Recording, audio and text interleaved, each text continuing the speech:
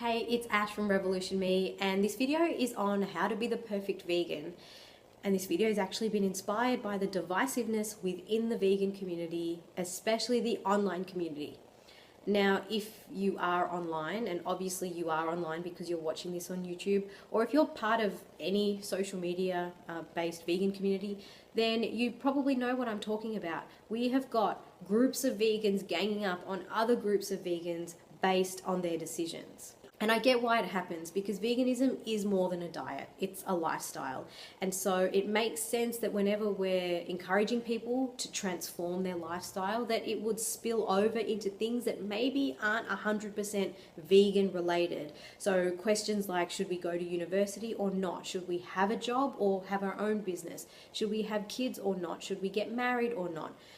Should we settle down and get a house and stay in one place? Or should we live more of a nomadic kind of lifestyle? And unfortunately, these topics are often the source of really heated debates and really intense discussions. And I think that there is one point that really gets overlooked in all of the debates, and this is what this video is all about. So one thing I want to mention first off is that as vegans, we are in the minority, especially as ethical vegans.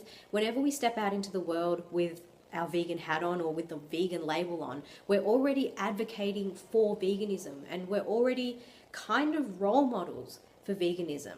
So I know that when I became vegan, which was about 8 or 9 years ago, so it wasn't that long ago, I actually didn't know any other vegans in real life. And for a lot of my friends and family, I was the first vegan that they knew in real life. So I all of a sudden became an example of veganism.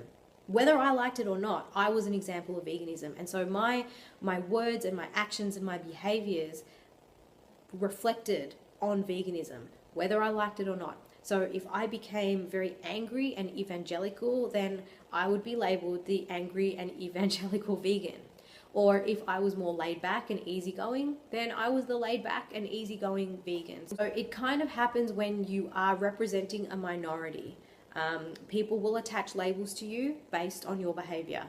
And whether rightly or wrongly, it does happen. It's human behavior. It's the nature of our mind to want to categorize things and put things into neat little boxes. So if you're one of the few vegans in your community, or if you're the only vegan in your immediate community, then a lot of your behaviors and your characteristics are going to become linked with veganism, if that makes sense.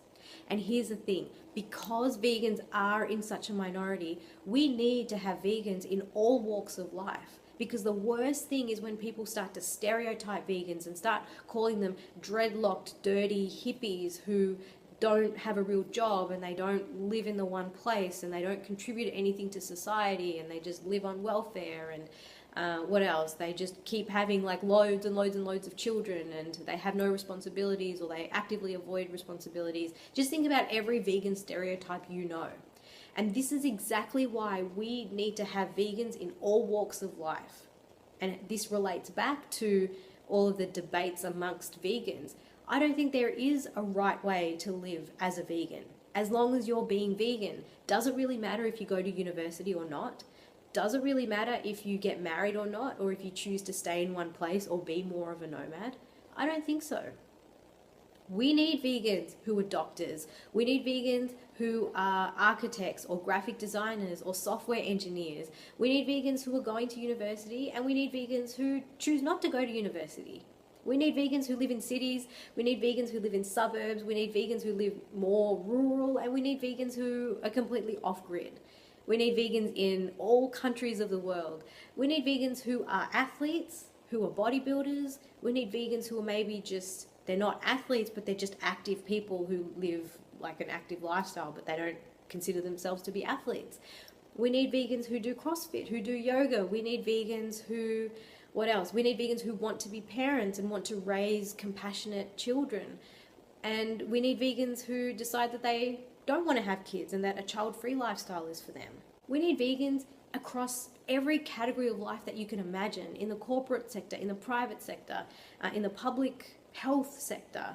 We need vegan psychologists such as myself. We need vegan lawyers and vegan doctors, and I mean the list just goes on.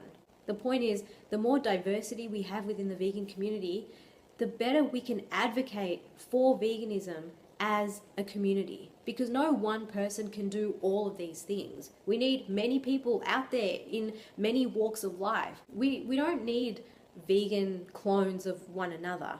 We need to all be different. We need to all be different examples of what it means to be vegan. And I think that when we have diversity within the community, then it is actually more appealing, because we start to tear away at that vegan stereotype. We start to show people that yes, you can be all the things that you want to be in life, and you can be compassionate and kind and live an ethical lifestyle. So going back to this idea of being a perfect vegan, how do you know what it is that you should do? Should you go into cycling, or should you go into running or bodybuilding, or just live your life as actively as you can?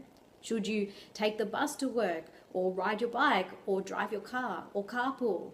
Or should you even have a job, and maybe you should start your own business? Or maybe entrepreneurship is something that we should get away from and just set our own hours and not worry about making money? I think the answer is to do what you love and to do what inspires you, and use that as a platform to be an advocate for veganism. To live the kind of lifestyle that you're inspired to live, and not the lifestyle that someone else says you should, or that your mum says you should, or that you think you should because that's what society dictates for you. It's to find the things that you're really passionate about, the things that get you out of bed in the morning with a spring in your step, and the things that make you excited, and the things that bring enjoyment into your life, and do that. When you do something because you're passionate about it and you love it, it automatically creates enthusiasm and energy. And I think that other people sense that. And that is what is inspiring. I think that when pre-vegans, I don't call them non-vegans anymore, I say pre-vegans, when the people around us who are not yet vegan, when they see us living an inspired and happy and joyful life, and we're doing what we love doing in our own way, whatever that is, so whether it's being an activist or being a doctor or whatever, when they see us living the kind of life that we want to live and being purposeful and passionate and inspired and motivated, then that's what brings them closer towards living a vegan lifestyle. So my message for anyone who is confused, or who's maybe just getting a little bit lost in all of the what should I do and what kind of vegan should I be, it's to really think hard about what you want. What do you really want? What do you want your life to look like? If you had all the time and money in the world, and you could live any sort of life that you wanted to, what is it that you would be doing? And I mean, I'm not just talking about lying on a beach. I mean, if you had complete freedom of choice and you could do anything and go anywhere and have any kind of career or any kind of vocation or any kind of calling, what is it that you would do?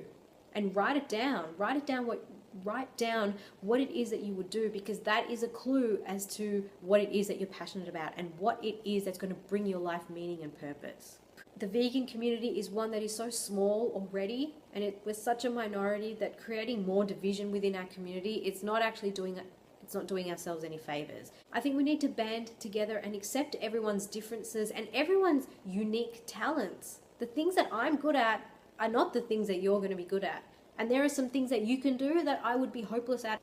So embracing each other's uniqueness and working together as a community so that we can infiltrate all of the areas of the world and all careers and all vocations, and we can be a positive influence on pre-vegans in helping to bring more people into the movement and helping to create that kind and ethical and compassionate world that we all want. So let's embrace our uniqueness. Let's agree to disagree about some things, because as long as we're vegan, doesn't really matter if we go to university or not, or doesn't really matter if we have a 9-to-5 job or not, as long as we're happy in our choices. This video is for the vegans who are not sure about what path they should follow and what sort of vegan they should be. This is also for the pre-vegans who want to be vegan, but they may be put off a little bit by the divisiveness and all the animosity within the vegan community. So I trust you found this useful. Please feel free to like this video and subscribe to my channel. Let me know if you've got any questions by popping them in the comment box below. I'm Ash, and I will see you in the next video.